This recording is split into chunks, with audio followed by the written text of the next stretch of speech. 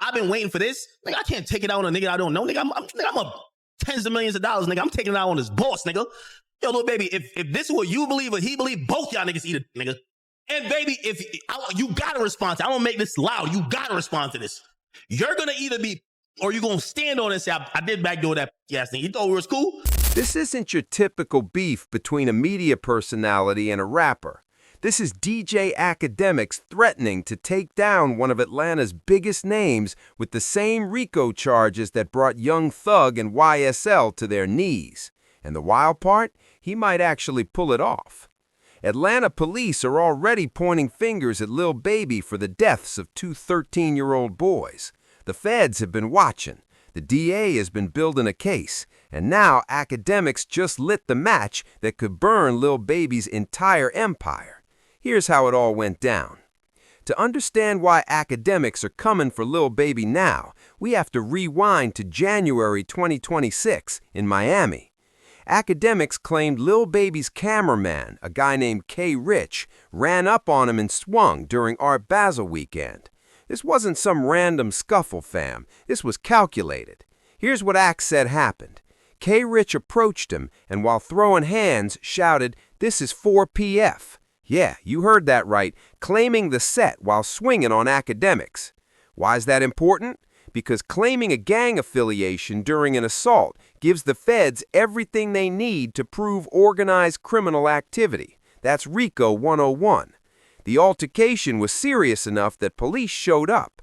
There are photos of the Akademiks' right-hand man, AJ, with officers at the scene. No cap, this actually happened. K. Rich was so proud he went on Instagram Live bragging. "The right-handed guy, I smacked him," he said, on camera for the world to see. But here's where it gets insane. Akademiks then dropped a bombshell that changed everything. He revealed that Lil Baby's camp had paid him $30,000 to stop criticizing Baby's music. Yup, 30 bands to stay quiet about how mid the album was. AK said he took the money, backed off as they asked, and thought everything was cool, business as usual. But then the same people who paid him sent someone to swing on him. That made 0 sense. Akademiks asked, "Why pay me $30,000 and then send Nick Tang to swing for pennies?" He was heated. "Yo, Baby, next time you won't get me for free," he said. "Y'all paid 30 bands already. The price is now 300 bands, straight up." But it wasn't just about money anymore. He wanted smoke. That's when he started naming names, dropping Fulton County DA Fonnie Willis, the same prosecutor who cooked Young Thug in the YSL RICO case. "I'm going to cost your boss $1 million, Akademiks warned. "I did it to the best of them, now I'm doing it to him." Here's what people don't realize. The feds and Atlanta PD have been watching Lil Baby and 4PF for a while, and they already have bodies tied to his name. Let me break it down. On July 2nd, 2024, at 12:34 a.m., 3 young boys were shot outside Sparks Apartments in southwest Atlanta. 13-year-old Layman Freeman was pronounced dead on the scene. Jacket Davis died after being rushed to Eagleston Hospital. His 11-year-old brother Dontavius survived with a gunshot wound to the foot. These weren't gang members, they were kids. The Davis brothers had just left their apartment to wish Layman a happy birthday when they were ambushed. Surveillance footage shows 2 vehicles, a white Nissan Maxima and a gray Nissan sedan, circling the complex twice before 6 armed individuals jumped out and opened fire. Police recovered shell casings from 5.56 mm, 7.62 mm, and .223 caliber rounds. At least 25 shots were fired. This wasn't a warning. This was an execution. Freeman was shot in the head. Jackety was hit in the chest. That's overkill on children. Atlanta Police Chief Darren Shearbaum held a press conference and revealed that 7 gang members had been arrested. Quante Sanders, Richard Hollis, Reginald Thomas, Dathon Mobley, Marcus Crawford, Traden Crawford, and Allie Caldwell. All members of OMF, Only My Family, or a subset of the Goodfellas gang. But here's where it gets chillin'. APD Homicide Commander Ralph Wolf Folk linked these murders to the reckless actions of an Atlanta-based rapper. He never said Lil Baby's name. He didn't need to. Everyone knew exactly who he meant. So what did Lil Baby do that allegedly led to two 13-year-olds losing their lives? Let me rewind to May 2024. Lil Baby pulled up to the 2100 block of Verbena Street in northwest Atlanta to shoot a music video. Anyone from Atlanta knows that's OMF territory. That's enemy ground. Lil Baby knew it. He knew he shouldn't have been there, but he went anyway. Investigators say a woman who owned a taco stand nearby was excited to see him filming. She posted on Facebook, "We got Lil Baby shooting a video out here. You see him? He's getting tacos, baby." That post alerted the ops. OMF members saw he was on their block and pulled up with switches and ARs. 3 people were shot that day: a 23-year-old man, a 24-year-old man, and a 27-year-old man. All survived. Lil Baby wasn't hit, but that moment started a war that would later take multiple lives, including 2 kids who had nothing to do with any of this. After that music video shooting, the beef between 4PF and OMF exploded. But this conflict goes back to August 2021, when 4PF associate Marcus Big Mark Holland was killed. OMF is tied to the Goodfellas gang, sometimes called the Mob, La Familia, or La Cosa Nostra. They're about money and protecting territory at all costs. 4PF stands for 4 Pockets Full. That's Lil Baby's brand and motto. It used to be his record label name before he changed it to Glass Window Entertainment in 2024. We'll get to why in a minute, but just know the streets always knew 4PF was more than music. On June 29, 2024, just 3 days before those kids were murdered, OMF member Trevante Turner was killed at 9 Peyton Place in southwest Atlanta. Investigators believe this was retaliation from 4PF over the music video incident. After Turner's death, his cousin Queante Midnight Sanders, locked up at Hancock State Prison, started planning revenge through calls and social media. The feds intercepted everything, every call. Sanders was talking to Ali Lee Caldwell, Traden Crawford, and Reginald Yano Thomas about striking back. Their target was John J. Shot Smith, someone close to Lil Baby, who frequented Spark Street. But here's the tragedy. They didn't get J. Shot. They got 3 kids celebrating a birthday. According to a confidential informant, Dathan J. Man Mobley admitted he wanted Lil Baby but couldn't reach him, so instead they aimed for someone connected to 4PF. The informant said Mobley didn't even realize the victims were children after the shooting. But here's the most damning part. Repeatedly, Sanders told his girlfriend about getting revenge on Lil Baby and planning to extort him for $5 million. $5 million. That's federal extortion. Period. And now it gets even more serious. Evidence from wiretap calls is currently moving through the Atlanta court system. An investigator testified and played recordings in court. In one call, someone mentioned that Lil Baby, Dominique Jones, had tickets on people's heads. When the prosecutor asked what tickets meant, the investigator explained, a price on somebody's head, a bounty to have them harmed. These folks got tickets on these people. We know what's going on. First of all, who was that said that about tickets? Unc, the unidentified male that was being referred to as Unc. And he's speaking with Mr. Sanders. Correct. And what, in your experience, do you know what tickets are? A price on somebody's head. What do you mean by a price? What do you mean on somebody's head? What is that? Like a bounty. Okay. To have them arrested? Harm.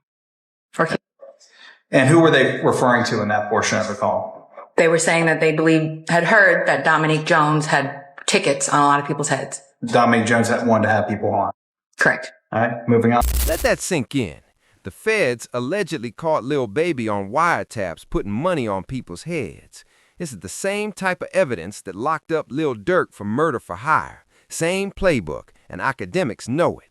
During court testimony, an unidentified male referred to as UN said people believed Dominique Jones had tickets on a lot of people. When pressed to clarify, the witness confirmed it meant Lil Baby wanted people harmed, not arrested, harmed. This is exactly what Akademiks is threatening to expose to the authorities. He's saying, I know what you did. I know about 4PF. I know about the violence, and I'm making sure Funny Willis knows too. At the end of 2024, while all this heat was building, Lil Baby made a move that only made him look more guilty. He announced he was dissolving 4PF and launching a new label called Glass Window Entertainment. In an interview, he explained, 4 Pockets Full had to come to an end. When asked why, he said, of course, because of the allegations going on, I had to start learning that other people's actions I could be held accountable for. I didn't know all that at first. I never would have gone that route, but I didn't know. Now that I know, I'd be a fool to just keep it going. They're trying to make something out of nothing. He continued, if I got any control of it, hey, we're switching the whole thing up. It ain't even just about the police. I was supposed to make my label something that I talk about. I had to come to an end. You know what I'm saying? Mm-hmm. When you say of course, I mean, why you say of course? Because it's all shit that be going on. And I had to start learning that, like, other people's actions I could be held accountable for. Right. I ain't know all that at first. You know what I'm saying? I never would have went that route, but I ain't know. You know what I'm saying? Now that I know, I'd be a fool to just keep the same thing going. They trying to make something out of something that it ain't. Right. Like, if I got any kind of control of, hey, we're going to switch that whole thing up. It ain't even just about the police. It's just period. You know what I'm saying?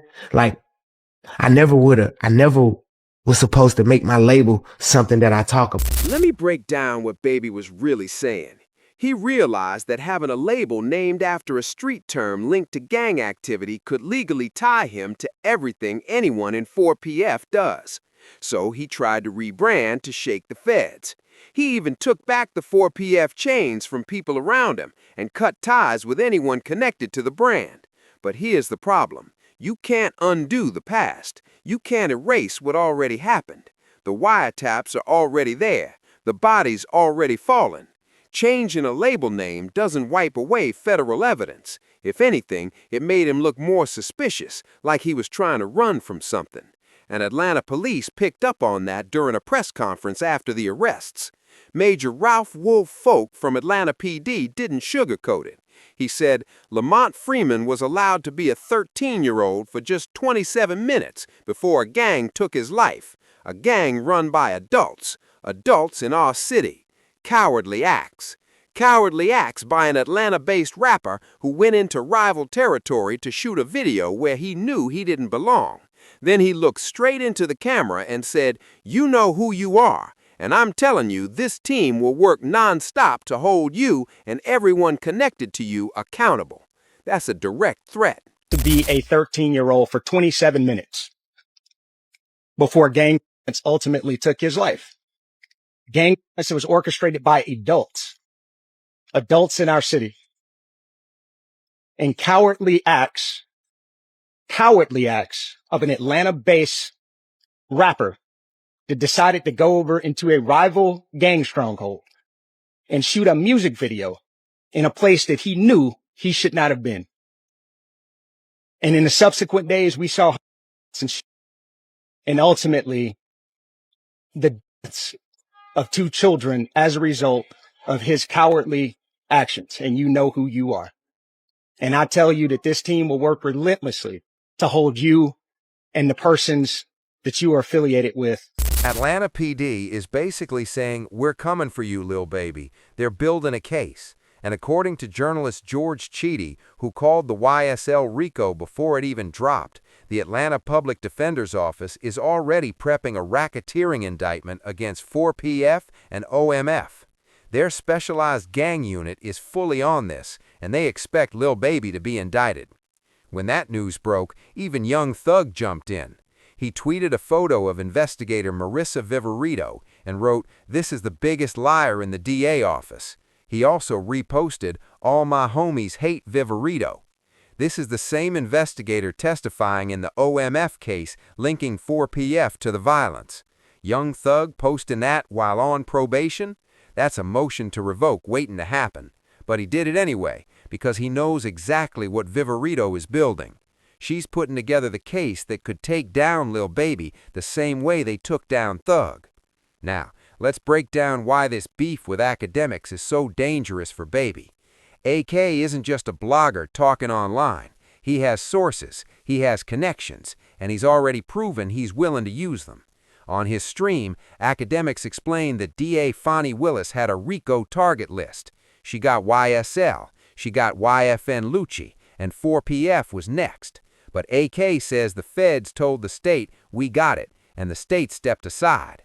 This is exactly what happened with Lil Durk. The state was building cases, but then the feds swooped in with a murder-for-hire indictment that could put him away for life. Akademiks is warning that Lil Baby could get the same treatment. On stream, AK said, "Man, you better listen. You probably need Young Thug. You need him for a verse, a song. You probably need him to pop out and vouch for you, because it would have made it all better." Translation: Lil Baby's career is on shaky ground, and he needs all the help he can get. With a RICO case looming, one viral tweet summed it up perfectly.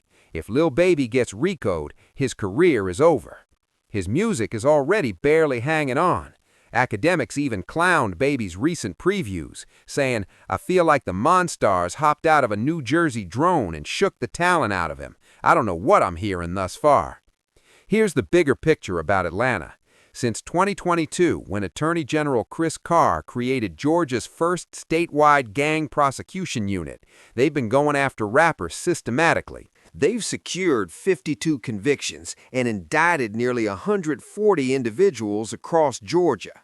The state has roughly 128,000 known gang members and associates, spread across about 2,000 active gangs. Prosecutors are using RICO laws to dismantle entire organizations, and rappers are prime targets because they're the most visible. Young Thug's YSL trial went on for over 2 years. Gunna took a plea deal and snitched to get out. That case revealed how prosecutors use song lyrics, social media, and music videos as evidence of gang activity. Now they're doing the same thing to 4PF. Remember when Lil Baby got arrested in late 2024 for carrying a concealed firearm? That wasn't a random traffic stop. According to Akademiks, it was a warning from the DA. "We're watching you." Most recently, Baby got pulled over again for illegal window tint. The officer was respectful, but the message was clear. They're documenting everything, building a pattern. When a rapper changes his label, cuts ties with his team, and starts getting repeatedly stopped, that's not a coincidence. That's a federal investigation in motion. Now let's connect the dots. 2 kids were dead in a gang war sparked by a music video shoot in enemy territory. Wiretaps showing bounties on people's heads. Federal prosecutors are lining up a RICO case. Atlanta PD is publicly calling him out, rebranding the label to distance itself from 4PF. And now DJ Akademiks is threatening to feed the authorities every detail he knows. Akademiks isn't just mad about getting slapped in Miami. He's using that as leverage to expose 4PF's street activity. With feds already investigating, any info he shares could be the final nail. Think about what Ak said. "I'm gonna cost your boss $1 million. I did this to the best of them, but I'm gonna do it to him." He isn't talking cash, he's talking freedom. He's basically saying he could help put Lil Baby in prison the same way he's helped other rappers go down. The streets are paying attention. Young Thug posting that investigator's pic while on probation, that's a warning. He knows what's coming. And with journalist George Cheedy saying the public defender's office is prepping a 4PF RICO case, that's a sign indictments are imminent. Look, I'm not here to say if Lil Baby is guilty or innocent. That's the court's job. But here's what's undeniable. The same system that took down Young Thug, locked up Lil Durk, and crushed YSL now has its sights locked on Lil Baby and 4PF, and DJ Akademiks just became their most dangerous wild card. Whether he actually goes to the feds or not, the threat alone puts serious pressure on Baby, because Ak knows way too much. He's been paid by Baby's camp, he's had conversations, he's seen the inner workings of the operation, and now he's motivated to expose everything. Lil Baby tried to play it smart by rebranding to Glass Window Entertainment, but here's the problem. You can't rebrand your past. The crime's already happened. The evidence is already out there. And now someone on the outside is threatening to make sure the feds catch every single detail. 2 13-year-old boys are dead. Their families want justice. Atlanta PD is demanding accountability. The feds want convictions, and DJ Akademiks wants revenge. The real question isn't if Lil Baby will face charges, it's when and how many people go down with him. Keep your eyes glued to this story, because it's about to get way worse before it gets better, if it ever gets better.